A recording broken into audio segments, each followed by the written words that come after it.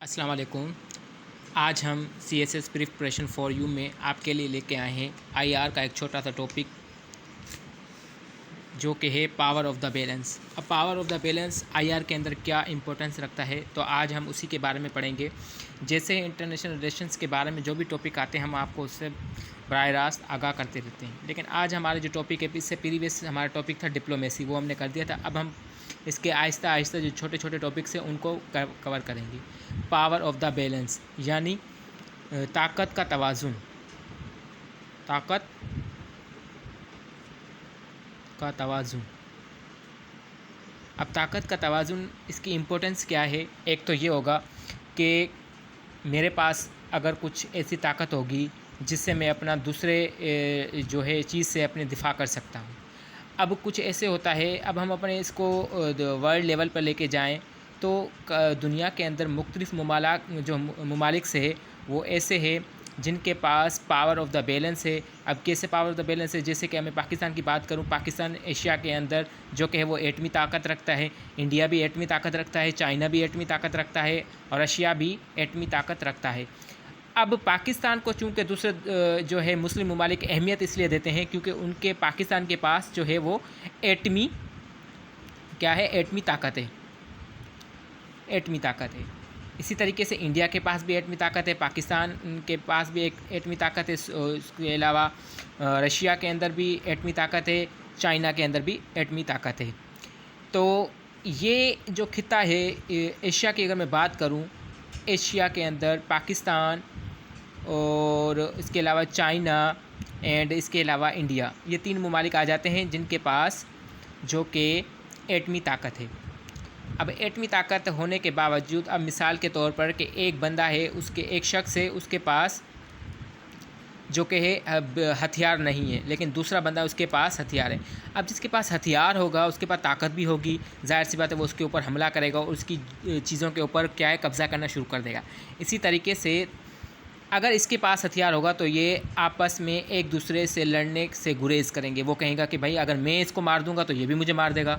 इसी तरीके से एटमी ताकत का होना, पावर ऑफ़ द बैलेंस का होना लाजमी है, क्योंकि अगर किसी के पास एटमी ताकत नहीं है तो दूसरा मुल्क उसके ऊपर बआसानी के साथ हमलावर हो जाएगा और उसके ऊपर कब्ज़ा कर लेगा। तो पावर ऑफ़ द बैलेंस जो कि इतनी इम्पोर्टेंट होती है उन तमाम चीज़ों के लिए, जो कि एक दिफा का बाइस भी बनती है।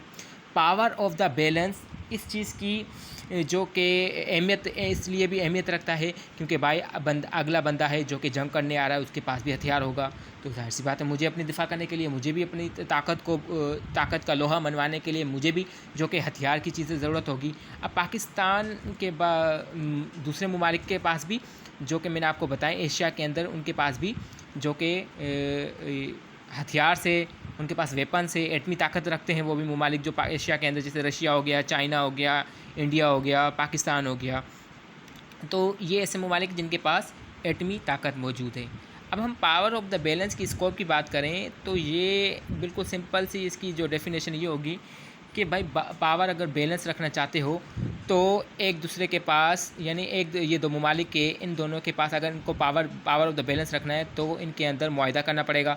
हाँ जी, मुआहिदा कैसा होगा कि हमारे पास भी हथियार, अगर आपने जवाब दिया तो हम भी ईंट की, जैसे वो कहते हैं ना कि पत्थर का जवाब ईंट से देना, भाई अगर आप हमला करोगे तो हम भी हमला करेंगे। इसी तरीके से तो यूनाइटेड लेवल के ऊपर अगर हम इसको देखें, UN लेवल के ऊपर देखें, तो इन चीज़ों के ऊपर पाबंदी लगा दी गई कि भाई अब अगर पावर ऑफ़ द बैलेंस आपको सबको जो है वो महफूज रखना है, पावर ऑफ़ बैलेंस इनको मेंटेन रखना है।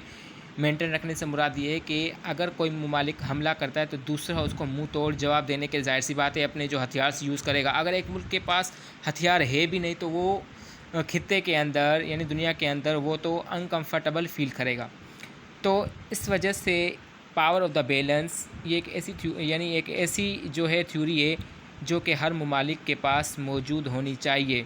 अगर ये ना होगी तो दुनिया के तमाम ममालिक या दुनिया के जितने भी दुश्मन जो होंगे, जो मुल्क की दिफा के लिए ख़तरा सोचेंगे, मुल्क को ख़तरा पहुंचाने की कोशिश करेंगे, तो ऐसे में क्या होगा कि हम अपना पावर ऑफ़ बैलेंस महफूज नहीं रख सकेंगे।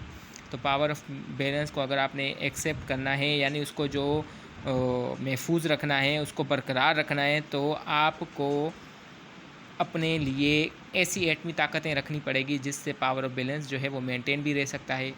اگر ہمارے پاس پاور آف بیلنس نہیں ہوگا تو تمام ممالک ہمارے ملک کے اوپر قبضہ بھی کر سکتے ہیں. اب اس کی فیکٹ کی بات کروں کہ فیکٹ یہ ہوگا کہ ایک تو یہ جو ہوتی ہے وارس وغیرہ چلتی ہے ان سے محفوظ ہوگا. دوسرا یہ ان کے اندر ڈپلومیسی بھی جو ہوگی وہ دنیا لیول پہ ہوگی اور ڈپلومیسی بھی جو ہوگی وہ بھی مینٹین رہے گی. اسی طریقے سے ان کے اندر معاہدے جو ہوں گے جو لین دین کے ڈیلس جو ہوگی وہ بھی گڈ ہوگی, ویل اینڈ گڈ ہوگی. تو کہنے سے مراد یہ ہے کہ پاور آف دا بیلنس برقرار رکھیں. اگر پاور آف بیلنس برقرار نہیں رہے گا تو ملک کے لیے خطرہ اور بھی ہو سکتا ہے. پاکستان کی ویپنس کی بات کروں تو پاکستان کے پاس ایسے مختلف ویپنس موجود ہے جو کہ اس چیز کی گواہی دیتے ہیں کہ پاکستان تمام خطرات سے محفوظ ہے.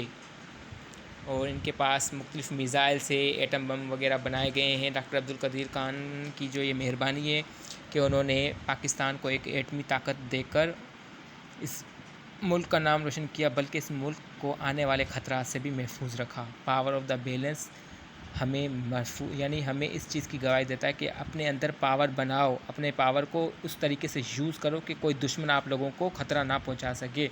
برقرار رکھنا ہے. اگر آپ کے پاس پاور بیلنس نہیں ہوگا تو سامنے والا بندہ آپ کو ختم کر دے گا. آئی ہوپ کہ آپ لوگوں کو یہ چھوٹی سی بنائی ہوئی ویڈیو بہت پسند آئی ہوگی. اگر اس کے اندر کچھ ٹاپکس رہ گئے ہوں گے یا کوئی مسٹیک وغیرہ ہو گئی تو آپ دوستوں سے گزارش ہے کہ مجھے کمنٹ ضرور کر دیجئے گا. Thank you.